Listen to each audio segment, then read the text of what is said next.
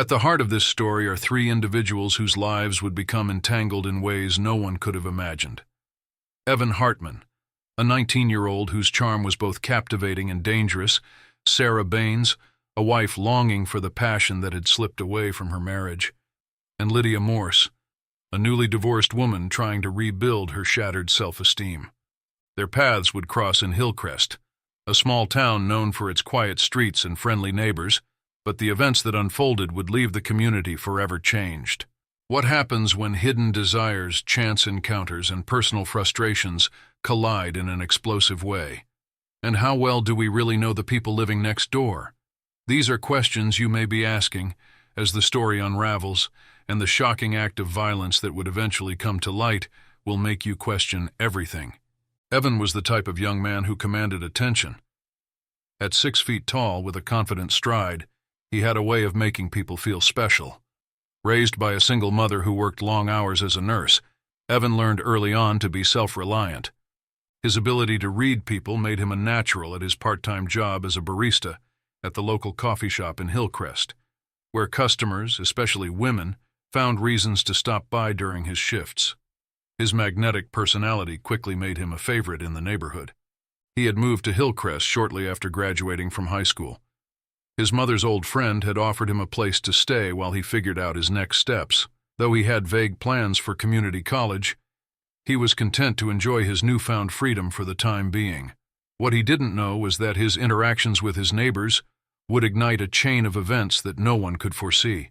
On one side of Evan's temporary home lived Sarah, a woman who seemed to have it all: a successful surgeon husband, Daniel Baines, a beautiful house, and the admiration of her peers. But beneath that polished exterior, her marriage was crumbling. Sarah had long ago given up on the dreams she once had of becoming an artist. Her husband's rising career had pushed her into the role of the perfect wife, while her passion for painting faded into a forgotten corner of their basement. Then came the fateful day Sarah met Evan. What began as a simple neighborly greeting over homemade cookies would quickly develop into something more. His genuine interest in her, his curiosity about her artwork, reignited something within her that had been dormant for years. Their innocent interactions would soon evolve into something that would forever alter their lives. One fateful evening, Sarah found herself alone again as her husband worked another late shift at the hospital. In the stillness of her house, her mind drifted to her recent conversations with Evan. The young man had stirred something within her that she hadn't felt in years. An excitement, a spark. Unable to resist the pull of this newfound connection, she invited him over to her house under the guise of showing him her artwork. As they stood together in the dim basement, surrounded by canvases covered in dust, the unspoken tension between them became palpable. Evan's curiosity about her past dreams rekindled something in Sarah. His presence made her feel vibrant, important, in a way her marriage no longer did. When their hands accidentally brushed, it was like a surge of electricity passing between them, igniting feelings that had long been dormant. In that charged moment, Sarah leaned in, her heartbeat echoing in her chest. Their lips met in a kiss that would forever change the course of their lives. She pulled back, overwhelmed by the weight of her actions, but the fire inside her had been reignited. For the first time in years, she felt desired, noticed, and alive. Meanwhile, just a few houses away, Lydia Morse was also facing a life at a crossroads. After 15 years of enduring emotional abuse, she had left her husband, finalizing her divorce just 3 weeks before Evan moved to Hillcrest. Starting over had been harder than she anticipated. The move from a lavish home to a modest one felt like a harsh reminder of the life she had lost. But more than the financial toll, it was the emotional scars that weighed heavily on her. Once full of confidence, Lydia now struggled with self-doubt, questioning every decision she made. When she first met Evan on a rainy afternoon, struggling to carry groceries from her car, she hadn't expected much from the encounter, but the kindness in his eyes and the genuine warmth of his smile caught her off guard. As they chatted, something in Lydia softened, a part of her that had been hardened by years of neglect. Over time, their casual conversations grew into stronger connections. She found herself looking forward to those moments, timing her evening walks just so she might cross paths with him. Evan, for his part, was drawn to the nurturing side of Lydia. Her experience and strength offered him a stability he hadn't known in his chaotic life. Their conversations felt easy, natural, and before long, he found himself spending more time at her house, helping her rebuild her life both emotionally and professionally. Lydia, who had been an architect before her marriage unraveled, began to rediscover her passion for her work, encouraged by Evan's belief in her. As summer turned to fall, the two women in Evan's life unknowingly found themselves tied to the same man. With Sarah, Evan experienced a raw intensity, one filled with discussions about art, dreams, and the life she had once longed for. Their clandestine meetings allowed she to revisit the artist inside her, and with Evan's encouragement, she began painting again. With Lydia, there was comfort, security, and a sense of partnership. She was finding her feet again, and with Evan's support, she regained her confidence, both in her work and in herself. However, the more tangled Evan's life became between these two women, the more he found himself trapped in a web of emotions that he couldn't easily unravel. The duality of his relationships, one built on passion and the other on nurturing, left him feeling increasingly conflicted. But as the days grew shorter and the air cooler, the consequences of these secret connections would soon rise to the surface, forcing all three to confront the paths they had chosen. As time passed, Evan convinced himself that he was bringing joy to both Sarah and Lydia. Using his job at the coffee shop, he managed his double life, balancing his time between them. Sarah, feeling invigorated, threw herself into her art, filling her studio with bold new paintings. Her husband noticed the change but assumed it was due to a new fitness routine. He remained blissfully unaware of the real reason behind her transformation. Lydia, on the other hand, began embracing a new version of herself. With Evan's support, she regained confidence, updating her wardrobe and regaining the spark she had lost after her painful divorce. Friends complimented her on her new demeanor, assuming she had finally moved on. Both women became increasingly attached to Evan, with Sarah fantasizing about leaving her marriage and Lydia daring to hope for a fresh start. As Evan juggled these relationships, the excitement of his secret life gave way to anxiety. One cool autumn evening, as he lay beside Sarah in her studio, she whispered, "I think I'm falling in love with you." Later that same night, Lydia, sitting across from him in her kitchen, quietly confessed, "You've made me believe in love again."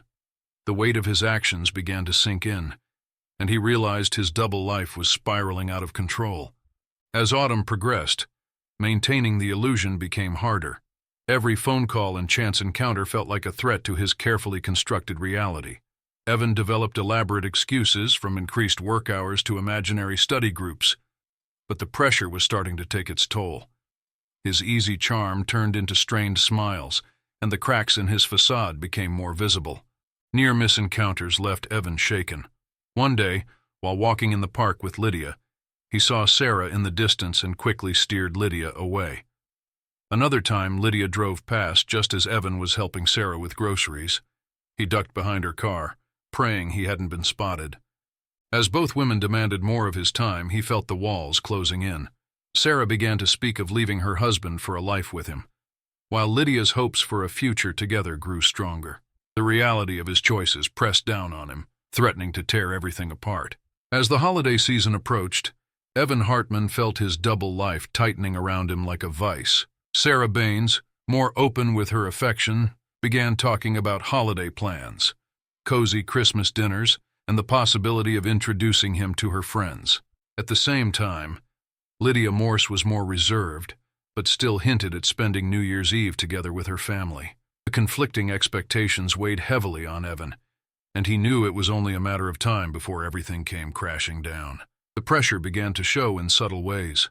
Evan's face grew thinner, dark circles forming under his eyes from sleepless nights. His phone, once a source of connection, became a constant source of anxiety as messages from both women flooded in, each demanding more of his attention. Every day he felt the control over his web of lies slipping, unable to keep up with the growing demands of his deception. What Evan failed to realize was that both Sarah and Lydia had started sensing something was wrong. Lydia noticed his increasing nervousness, while Sarah, no longer blinded by passion, began to see the cracks in his carefully constructed facade. The truth was beginning to surface, setting the stage for a confrontation Evan had feared for weeks. That moment arrived at Hillcrest's annual holiday market. The town square was bustling with festive lights, vendors, and a crowd of neighbors. Evan knew both women would be there, but felt staying away would raise suspicion. As he walked through the market, exchanging pleasantries with familiar faces, he felt like he was walking a tightrope. Sarah spotted him first, waving from a nearby booth, her smile warm as she beckoned him over. Just as Evan began to approach, his eyes locked onto Lydia at the fundraising stall across the square. For a fleeting moment, he thought he might be able to avoid disaster. But both women began moving toward him simultaneously. Sarah greeted him with an embrace that lingered a moment too long, just as Lydia arrived beside them, her expression shifting as she took in the scene. Awkward silence fell over the trio. Sarah introduced herself to Lydia, her voice tense but polite, while Lydia's eyes darted between them, the truth dawning with each exchanged word. Subtle accusations laced their conversation as they each recounted their close friendship with Evan. The breaking point came when Sarah mentioned the watch she had given him. Both women's eyes dropped to Evan's wrist, where the watch gleamed under the market lights. The realization hit them both at once. Sarah's eyes filled with tears, while Lydia's hardened with quiet fury. Without a word, they turned and walked away, leaving Evan standing alone, the weight of his deception finally crashing down. The fallout from Evan's exposure spread quickly through Hillcrest. As Sarah and Lydia stormed off in opposite directions at the winter market, rumors spread like wildfire. By the next morning, the entire town was buzzing. Evan, overwhelmed, spent the night pacing his apartment, alternating between frantic calls to both women and sinking into fits of guilt. He knew he had lost control. Sarah arrived at his door the next morning, her eyes swollen from crying. She didn't yell. Her quiet words of disbelief and hurt pierced deeper than any angry confrontation could have. "I trusted you," she whispered before turning away, leaving Evan to confront the weight of what he had done. Lydia's response, however, came in the form of a cold, cutting email. She outlined every lie he had told and ended with a firm message: "Never contact me again." The once welcoming community now turned its back on Evan. Neighbors who had once smiled and chatted now whispered and avoided eye contact.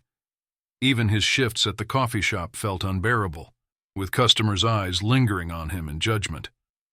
The isolation grew heavier each day, and he felt trapped by the very life he had built.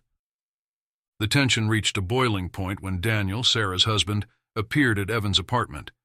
His composure as a doctor was gone, replaced by barely restrained anger. Their conversation was brief, but loaded with unspoken threats. The damage Evan had caused to Sarah and Daniel's already strained marriage was irreparable, and it was clear Daniel wouldn't forget.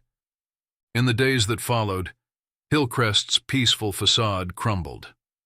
Sarah retreated into her art, producing dark, chaotic pieces that mirrored her inner turmoil. Her once immaculate appearance began to fade, reflecting the toll the affair had taken on her. Lydia, meanwhile, withdrew completely. She avoided social interactions, canceled work commitments, and her confidence evaporated. Clients noticed the change, and soon her business began to suffer. The tension between the two women escalated. What began as shared pain turned into bitterness. They blamed each other for the destruction left in Evan's wake. A chance encounter at the grocery store brought their simmering conflict to a head. Their carts collided, and the ensuing argument was explosive, with accusations and resentment spilling out in full view of their community. As tensions reached their peak, the once quiet community of Hillcrest found itself divided. Sarah and Lydia's feud had become the talk of the town, each woman consumed by bitterness and blame. Sarah accused Lydia of manipulating Evan to distract herself from her lonely life, while Lydia countered, calling Sarah blind to the fact that she was clinging to a failing marriage. Their heated confrontation at the local bakery, in front of shocked customers, had drawn the line in the sand for the entire community. For weeks, the women had become symbols of different struggles, one representing a crumbling marriage, the other a broken past. But while Hillcrest buzzed with gossip, Evan had slipped into the shadows. He rarely left his apartment, choosing to avoid the judgmental stares of neighbors. When he did venture out, it was only for work, where he kept to himself, barely speaking to coworkers. In his mind, the storm would pass if he just stayed out of sight. But the conflict between Sarah and Lydia only grew more volatile. What had begun as a quiet undercurrent now surged forward. Lydia, in a moment of vulnerability, sent Evan a short message. She wanted to meet, to get closure, to understand what had gone so wrong. Unbeknownst to her, Sarah had managed to get access to Evan's messages. When she saw Lydia's request, something inside her snapped. That morning, December 3rd, the air was cold and crisp, and the town square was buzzing with holiday preparations. But Sarah wasn't in the festive mood. She retrieved a small box from the top shelf of her closet, a box containing an old Colt handgun, a relic from her father. Her thoughts spiraled as she clutched the cold metal. She couldn't bear the idea of Evan and Lydia reconnecting, leaving her behind.